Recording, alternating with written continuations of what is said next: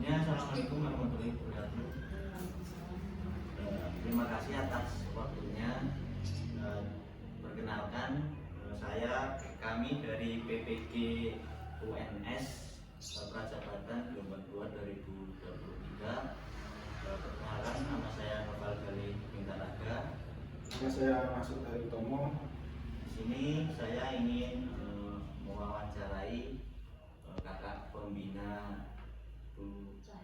Kak Cahyaning, yaitu dengan tema strategi pencapaian SKU atau SKK peserta didik siaga. Langsung saja untuk pertanyaan yang pertama, itu ada pengertian dari SKU dan SKK. Itu pengertiannya apa, Pak? Kalau SKU itu adalah syarat kecakapan umum. Jadi syarat kecakapan umum itu adalah syarat yang harus dimiliki oleh semua anggota pramuka untuk mendapatkan tanda kecakapan umum. Kalau di pramuka itu kan ada tanda kecakapan umum dan tanda kecakapan khusus. Kalau umum itu berarti harus dimiliki oleh seluruh anggota pramuka. Tapi kalau SKK itu adalah prasyarat minimal yang harus dimiliki peserta didik untuk mendapatkan TKK atau tanda kecakapan khusus. Kalau TKK itu masing-masing anak jadi berbeda-beda berdasarkan keahlian apa yang dia miliki. Pertanyaan berikutnya dari saya, bagaimana strategi pencapaian SKU atau SKK tersebut? Di sekolah saya? Iya. Untuk pencapaian SKU dan SKK saya kira di sekolah manapun hampir sama. Pertama itu dalam kegiatan latihan pramuka tentunya anak-anak dikasih materi dulu.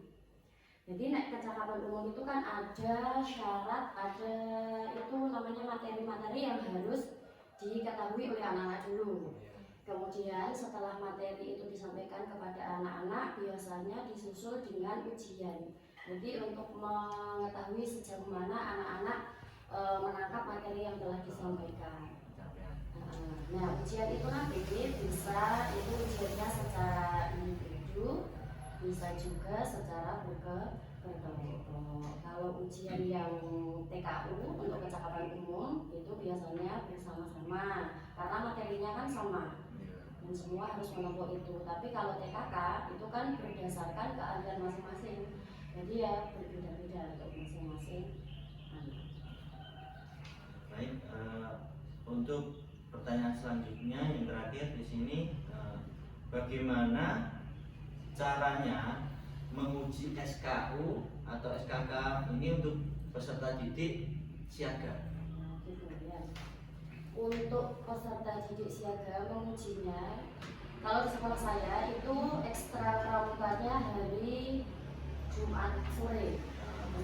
Jadi hari Jumat itu misalnya anak-anak itu kan setiap ekstra pramuka dikasih buku pegangan, namanya buku EWPK. EWPK itu isinya ya materi-materi yang akan diujikan sama seperti buku SKU yang kecil ya. Dulu mungkin kakak-kakak yang buku kecil yang buku saku gitu ya. Nah sekarang itu ada buku EWPK, itu materi pegangannya. Hari Jumat itu misalnya anak-anak diberi materi ini. Jadi setelah materi, anak-anak di buku itu ada soal latihan, seperti buku pegangan LKS atau aktivitasnya anak sekolah itu kan ada materi, kemudian ada soal-soalnya. Kemudian ada juga ujian secara lisan. Ujian secara lisan itu waktunya bebas, artinya anak-anak itu bisa datang kapanpun dan kepada guru siapapun. Tidak harus pembina pramuka dan tidak harus di waktu ekstra. Artinya kapan saja mereka siap, anak-anak bisa ujian.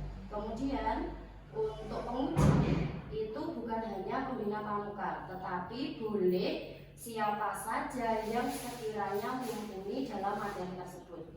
Misalnya di TKU 1 untuk siaga mula itu kan materinya tentang keagamaan, misalnya anak-anak mengetahui surat Al-Fatihah.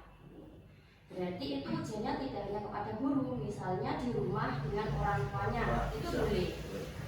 Kemudian atau di TPQ dengan guru ngajinya itu juga boleh. Terus misal nek materi tentang wawasan kebangsaan